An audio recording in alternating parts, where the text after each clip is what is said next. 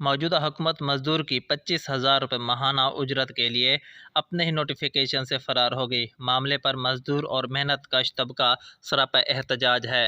ملکی تاریخ میں 30% بدترین مہنگائی میں حکومت نے غریب مزدوروں سے سنگین مذاق کیا اور مزدوروں کی 25,000 روپے ماہانہ اجرت کے اپنے ہی نوٹیفیکیشن سے فرار ہو گئی۔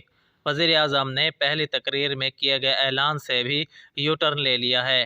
شہباز شریف نے بطور قائد ایوان مزدور کی اجرت 25,000 روپے ماہانہ کرنے کا اعلان کیا تھا، جس کے بعد وفاقی حکومت نے 17 جون کو باضابطہ نوٹیفیکیشن جاری کیا اور 1 اپریل سے نفاذ کا اعلان کیا۔ تاہم 20 جون کے وفاقی حکومت مزدوروں سے کیے گئے وعدے سے مکر گئی۔